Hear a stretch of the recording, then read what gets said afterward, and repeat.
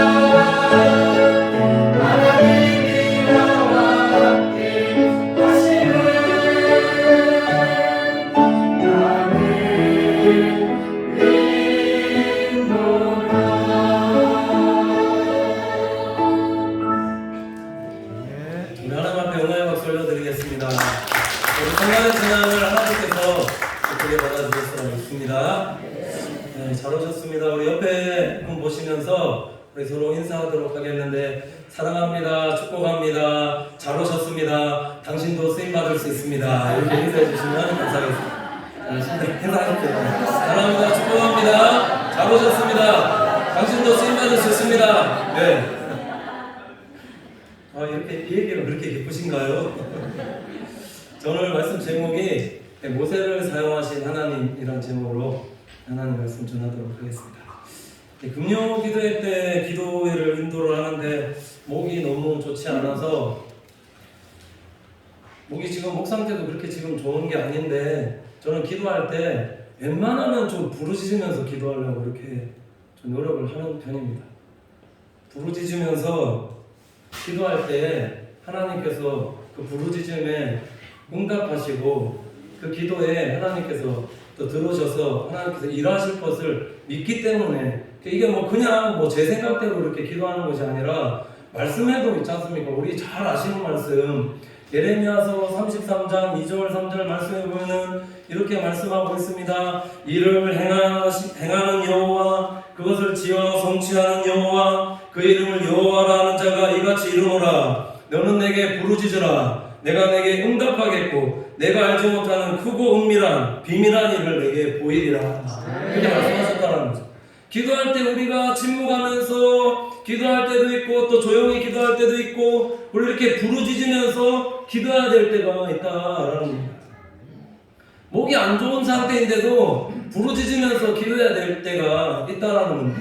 왜냐? 하나님께서 크고 은밀한 일들을 그게 저는 뭔지는 모르겠지만 하나님께서 그거 보여주시기 위해서 이렇게 기도할 때 지금 크게 부르짖으면서 기도하게 하시는 게 아닌가.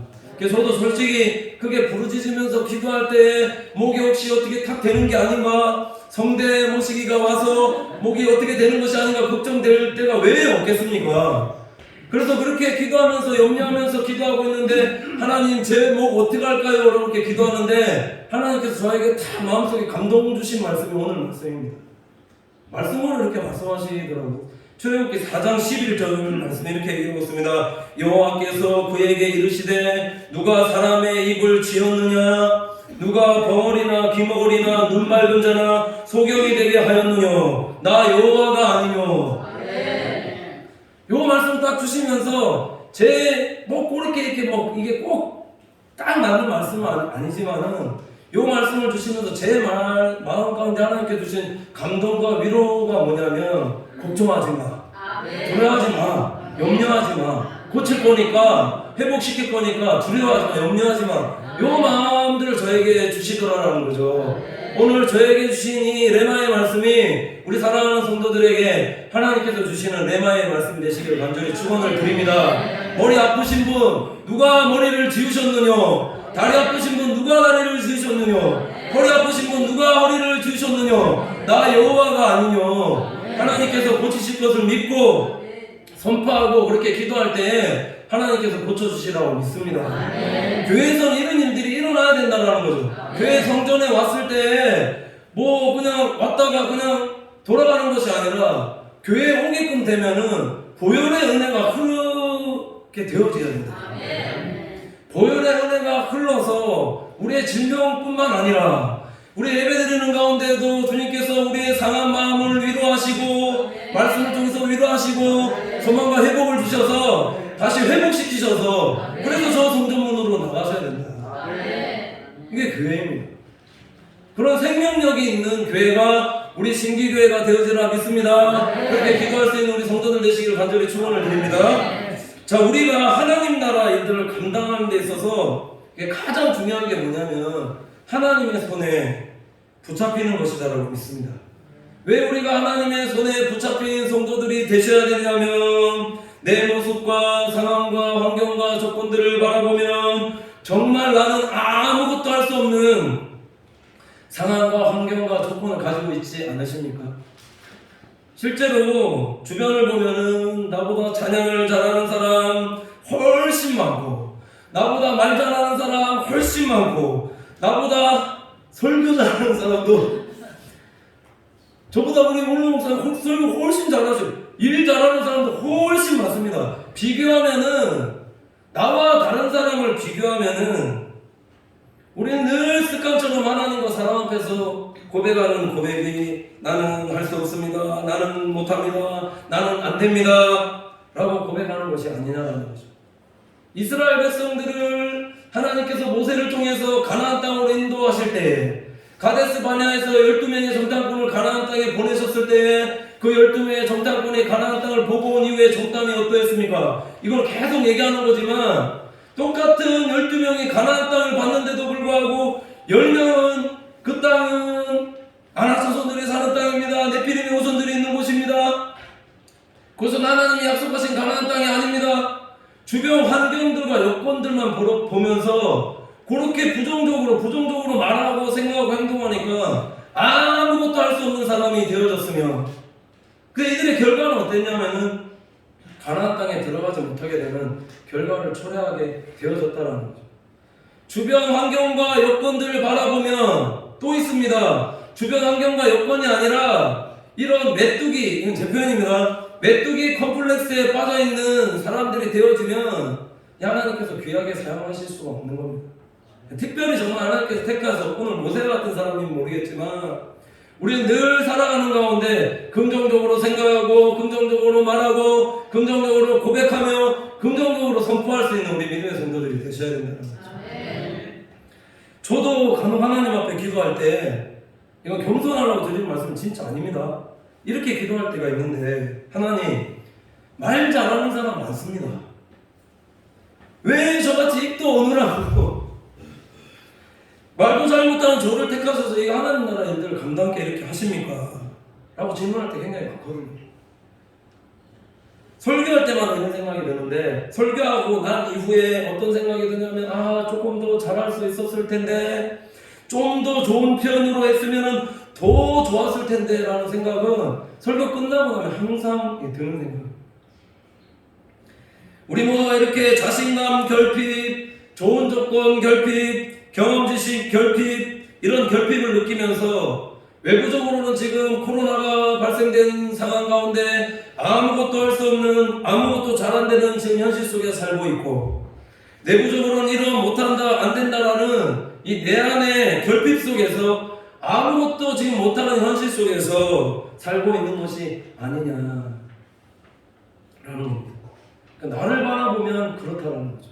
오늘 본문 말씀 읽은 모세도 우리와 똑같은 상황이었던 것 같습니다. 그래서 10절 보면은 이렇게 말씀하고 있는데 이렇게 말하고 있습니다. 모세가 여호와께 고하되 주여 나는 본래 말에 능치 못한 자라 주께서 주의 종에게 명하신 후에도 그러하니 나는 입이 뻣뻣하고 혀가 둔한 자니이다.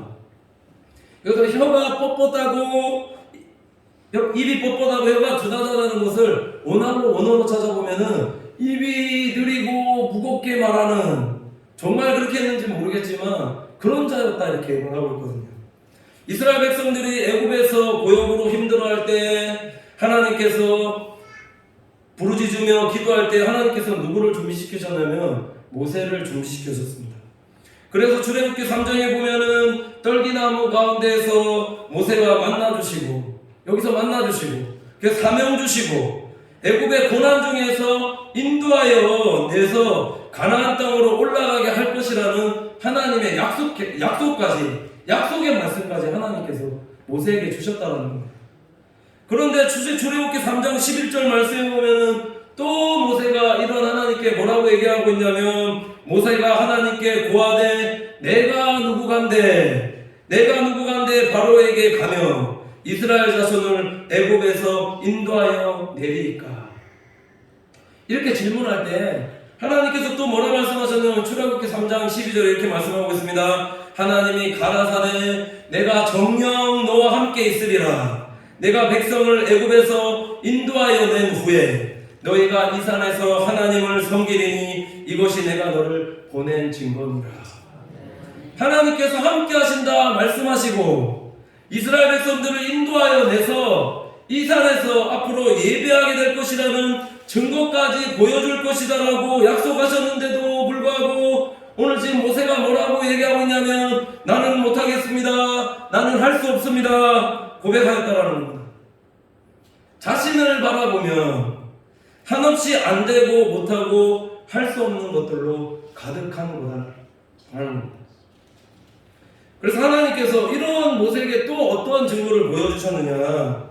출애굽기 4장 말씀에 보면은 이런 모세에게 하나님께서 두 가지 이적을 보여주셨는데 3절 4절 말씀에 보면 이렇게 말을 하고 있습니다. 지팡이가 뱀이 되고 다시 뱀의 꼬리를 잡으니까 지팡이가 뱀이 되는 이런 이적을 보여주시고 6절 7절 보면 이렇게 말하고 있는데 여호와께서 또 가라사대 내 손을 품에 넣으라 하시매 손을 품에 넣었다가 내어보니 그 손에 문둥병이 발하여 눈같이 흰지라. 가라사대 내 손을 다시 품에 넣으라 하시매 그가 다시 손을 품에 넣었다가 내어보니 손이 여상하였더라. 하나님께서 두 가지 이적을 보여주셨는데 뱀의 머리를 잡으면 지팡이로 변하는 그래서 다시 꼬리를 잡으면 지팡이로 변하게 되는, 그리고 손을 이렇게 넣으면은 문둥병이 발하고 빼게끔 되면 다시 손이 정상적으로 회복되어지는 이런 이적과 기적을 하나님께서 보여주셨다는 거. 이거 왜 보여주셨느냐? 애굽에 가서 살아계신 하나님을 나타내라고 보여주신 것도 있지만, 그런 의미도 있지만, 하나님께서 모세와 함께 하신다라는 사실을 모세에게 계속 지금 증거로 보여주시고 계시다라는 사실입니다. 그럼에도 불구하고 모세는 계속 지금 자신의 처지만 바라보고 지금 말하고 있다는 거죠. 주여, 본래 나는 말에 능치 못한 자라. 주께서 주의 종에게 명하신 후에도 그러하니. 하나님께서 사명 주셨는데도 불구하고 내 입술은 여전히 어눌하다. 내 입술은 여전히 부족하다. 나는 말 못하는 사람입니다. 라고 이렇게 고백하고 있다는 겁니다. 아니, 처음부터 말 잘하는 사람을 뽑아서 하나님 나라 일꾼으로 사용하시면 되지, 왜 말 못하는 사람을 택하셔서 못하겠다고 하는 사람을 자꾸 쓰시려고 그렇게 하시는 것입니까? 라고 우리가 질문할 수 있다는 거죠. 왜 그럴까요? 왜 입이 뻣뻣하고 혀가 둔하고 나는 정말 못하겠다라는 사람을 하나님께서 들어서 이렇게 사용하시려 하는 거냐는, 고린도전서 1장 26절에서 29절 말씀에 보면 이렇게 말씀하고 있습니다. 형제들아, 너희를 부르심을 보라. 육체를 따라 지혜 있는 자가 많지 아니하며 능한 자가 많지 아니하며 문벌 좋은 자가 많지 아니하도다. 그러나 하나님께서 세상에 미련한 자를, 미련한 것들을 택하사 지혜 있는 것들을 부끄럽게 하시려고, 세상에 약한 것들을 택하사 강한 것들을 부끄럽게 하려 하시며, 하나님께서 세상에 천한 것들과 멸시받는 것들과 없는 것들을 택하사 있는 것들을 폐하려 하시나니, 이는 아무 육체라도 하나님 앞에서 자랑하지 못하게 하려 하심이라. 왜 하나님께서 이렇게 못하겠다라는 사람, 부족하고 연약한 사람을 택하여서 하나님의 일꾼으로 하나님 나라 일들로 사용하시려는 사람을 만드시는가? 오늘 지금 성경이 말씀하는 것은 이는 아무 육체라도 하나님 앞에서 자랑하지 못하게 하려 함이니라.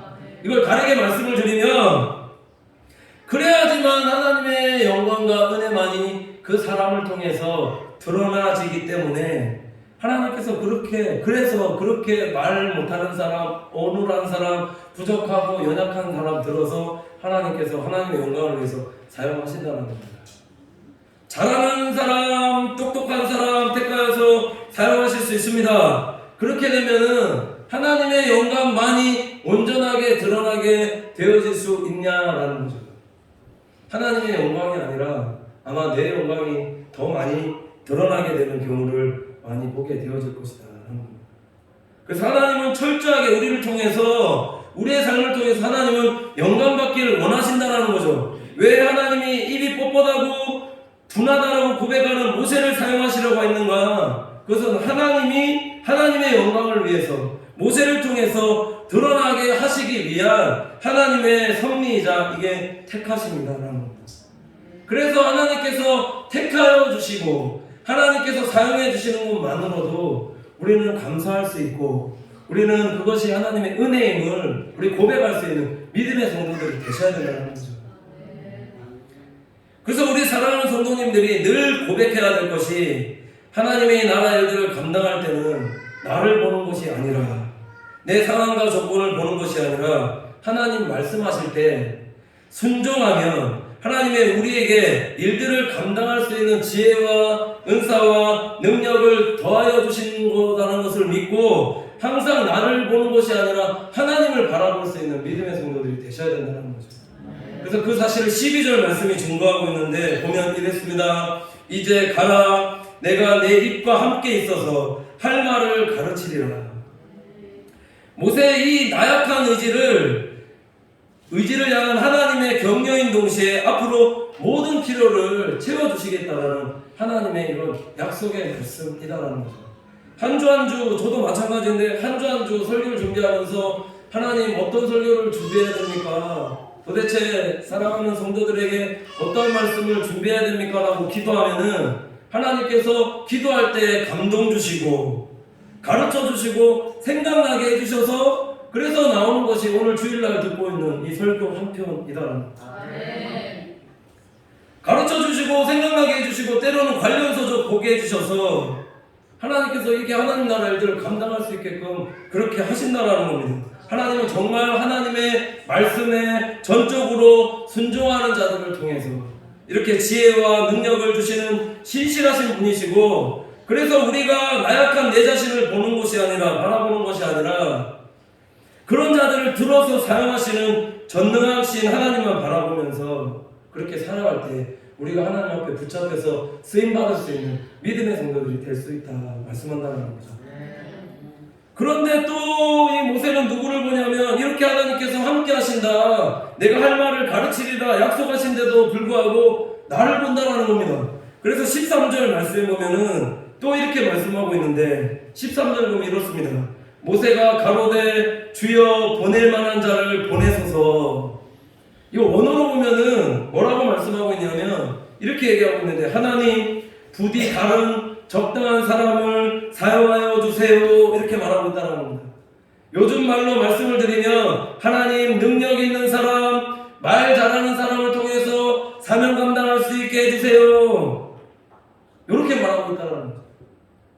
이렇게 말하고 있는 것이 오늘날 정말 우리와 맞지 않느냐, 어떠한 핑계를 대어서라도 안 하라고 하는 표현을 오늘 모세는 지금 모세도 똑같이 그렇게 하고 있다는 겁니다. 왜 이렇게 대답했을까요? 이것이 모세가 겸손했기 때문이다라고 보는 견해도 있지만 이것이 모세가 진짜 겸손했기 때문에 이런 표현을 하는 것이 아니라 믿음과 순종의 부족이다 이렇게 말씀하고 있습니다. 중요한 사실은 지나친 겸손과 주저함과 거절은 이것은 하나님 앞에서 또 다른 교만일 수 있음에 대해서 성경이 말씀하고 있다는 겁니다.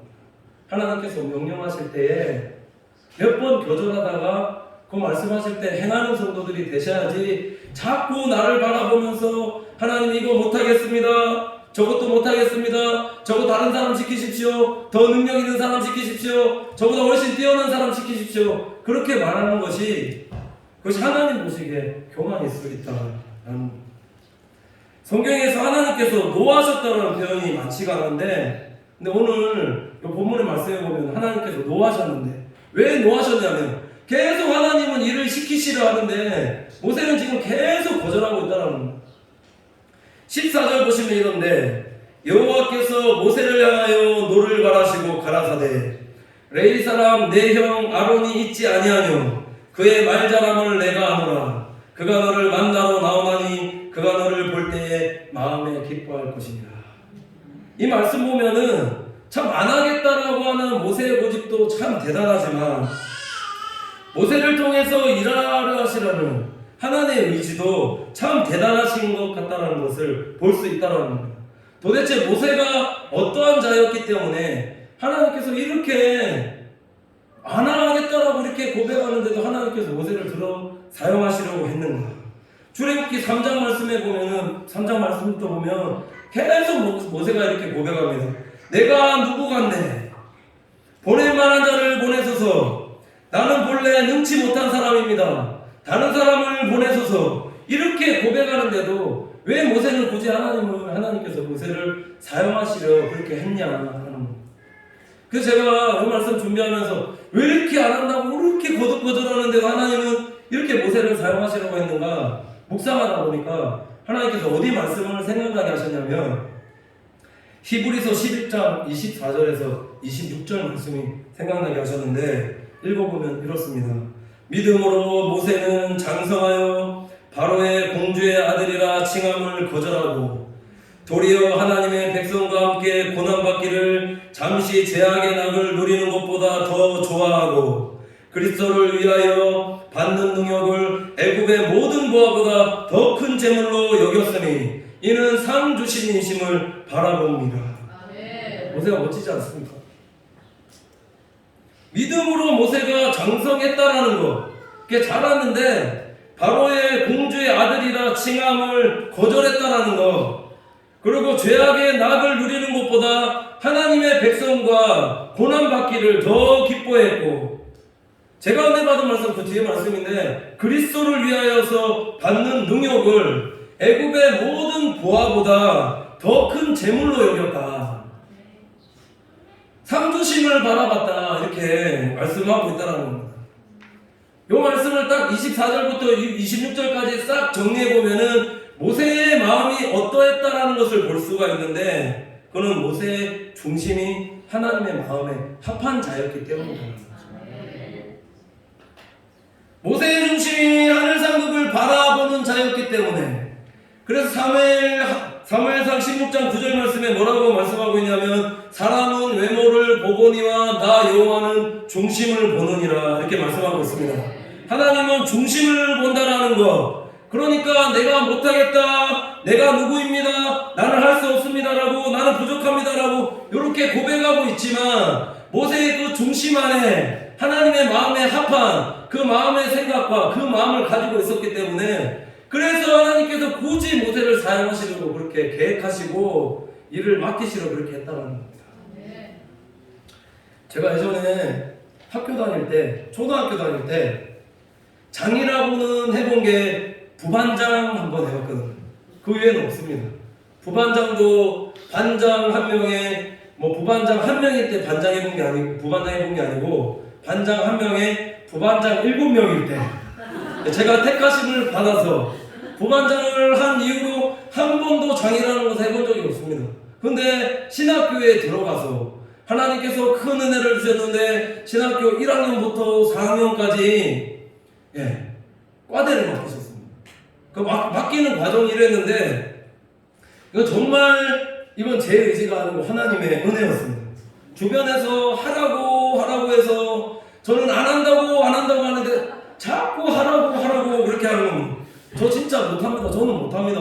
저는 관심 없습니다. 다른 사람 하면 안 되냐고 그렇게 얘기를 했는데 안 된다고 몇 번이나 거절했는데 뭐라고 얘기하냐면 상대편 후보가 나오는데 저희 과에 이제 같은 형님이었는데 그분이 되면 또 안 된다 또 얘기하면서 어떤 분이 한 분이 와서 같은 좀 나이 또래 비슷한 연배 형님이 와서 저한테 하라고 계속 그러는 겁니다. 저 못하면 안 합니다 하고 나갔는데 저 후보로 올린 겁니다. 그 후보가 올라와서 소감 발표하는 겁니다. 그 소감 발표하는 자리에 나가서 제가 어떤 얘기했냐면 마태복음 20절에서 23절에 말씀해 보면은 그 세베대 어머니가 와서 주의 성전에 입성할 때 예루살렘 성전에 입성할 때 한쪽은 오른편에 한편은 왼쪽에 함께 해주셔서 요구하는 장면 나오지 않습니까? 그거 말씀드리면서 제자들이 이렇게 싸우는 가운데 이렇게 하면 안 됩니다 이렇게 얘기하면서 예수님께서 섬기는 사람을 기뻐하십니다. 저는 저 형님이 됐으면 좋겠습니다 하고 그러고 내려갔습니다. 소감 발표 그렇게 했다라는 거. 그 내려갔는데 어떻게 되냐면 투표한 이후에 투표 결과가 제가 되었습니다. 되고 나서 그래서 이 상대편 이제 후보 형님께 진짜 욕 많이 먹었거든요. 제가 되고 난 이후에 그 이후로 어떤 일이 있었냐면 그 후에 하나님께서 어떤 일을 행하시냐면 교수님을 붙여주셔서 처음 부산장신대학교에서 어떤 일을 하게 됐냐면 제1의 신학의 날이라는 것입니다. 신학의 날.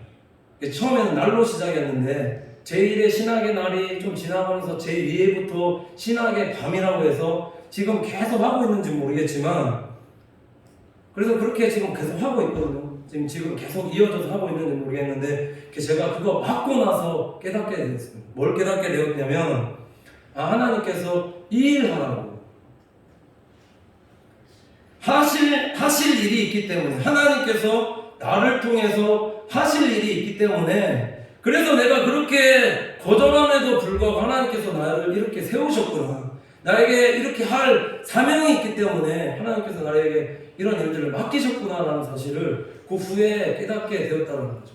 이걸 다르게 말씀드리면 하나님께서 일들을 맡기실 때 내가 자꾸 하나님 앞에 나는 못합니다. 나는 할 수 없습니다. 나는 부족합니다. 연약합니다라고 거절하는 것도 그게 교만이 있을 있다는 거예요. 하나님은 나를 통해서 이렇게 부족한 나를 통해서라도 하나님의 사명을 맡기시고 일하시고 싶어하는 하나님의 의지가 있을 때도 있다는 거죠. 근데도 못한다 하지 않냐는 겁니다.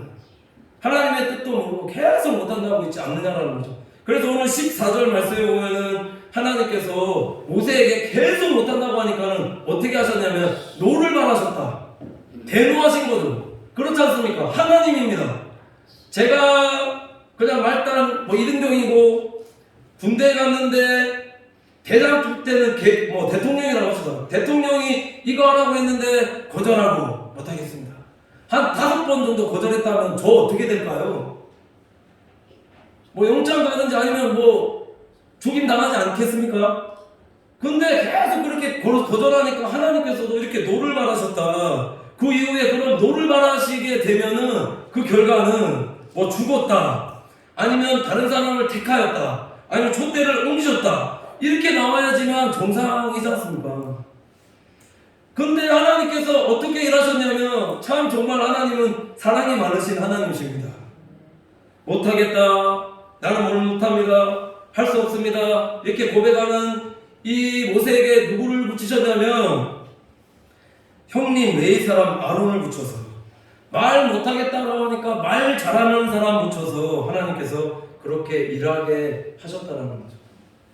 말 못한다, 말 못하겠다 하니까 정말 말 잘하는 사람 붙여서 하나님께서 아론 붙여서 그렇게 일하게 하셨다라는 거. 이게 뭘 의미하느냐라는 거. 하나님 나라 일에는 그래서 핑계함이 있다라는 거죠. 하나님 나라 일에는 오직 순종함만이 있을 뿐이다라는 거. 순종할 때 순종하면 하나님께서 반드시 우리를 동역자를 붙여주셔서 함께할 사람을 만나게 하셔서 일하게 하시는 것이 그게 하나님의 방법임에 대해서 말씀하고 있다는 겁니다. 나를 바라보면 저는 할 수 없습니다. 저는 못합니다. 저는 안 됩니다. 이렇게 할 것이 아니라 그럼에도 불구하고 하나님께서 권면하실 때 나를 바라보지 않고 하나님 바라보면서 할 수 있는 성도들이 되어질 때 그런 성도의 모습을 하나님께서 기뻐하신다는 거죠. 순종할 때 하나님은 나의 부족한 부분을 채우게 하셔서 동역자 붙여주시고, 순종할 때 내가 행할 일들을 가르쳐주시고, 순종할 때 하나님은 우리의 삶을 높여주시는 데서 오늘 성경이 말씀하고 있습니다.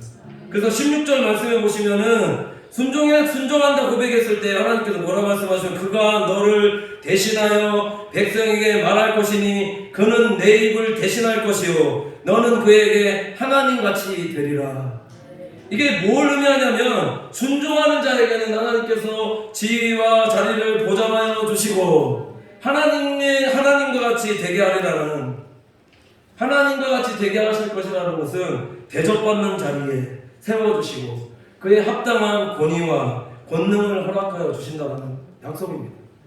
17절 보시면은 너는 이 지팡이를 손에 잡고 이적을 행할지니라 이렇게 말씀합니다. 순종할 때에 능력을 행하시는 지팡이를 손에 잡고 일할 수 있게 하여 주신다. 요것을 요즘 말로 말씀을 드리면 영권과 인권과 하나님께서 물권까지 함께 하여 주셔서 손에 잡고 일하게 하신다라는 사실을 기억하면서 오늘도 믿음으로 순종하여서 하나님의 영광과 하나님의 나라를 위해서 귀하게 쓰임받을 수 있는 우리 믿음의 성도들이 다 되시기를 간절히 축원을 드립니다. 함께 기도하겠습니다. 하나님 감사합니다. 사랑하는 성도들, 오늘 모세를 사용하여 주셨듯이 우리 사랑하는 성도들을 귀하게 사용해 주시는 귀한 은혜 있게 하여 주시옵소서. 신앙생활할 때 나를 바라보는 자들이 아니라 늘 크신 하나님을 바라보는 자들 되게 하여 주셔서 하나님께서 일들을 맡기실 때에 능히 감당하도 남을 만한 믿음의 성도들 되게 인도하여 주시옵소서. 하나님께 순종할 때에 나에게 지혜와 능력과 은사가 하여 주시고 순종할 때에 동역자를 붙여주시며 능히 일들을 감당할 영권과 인권과 물권까지 허락하여 주심을 믿사오니 오직 우리의 신앙생활함에 순종만 있을 수 있도록 순종하는 자들로 하나님의 영광을 위하여서 귀하게 쓰임받을 수 있는 자녀들이 될 수 있도록 성령님 인도하여 주시옵소서. 감사드리며 예수님의 이름으로 축복하며 기도드립니다. 아멘. 찬송가 424장 함께 찬양드리겠습니다.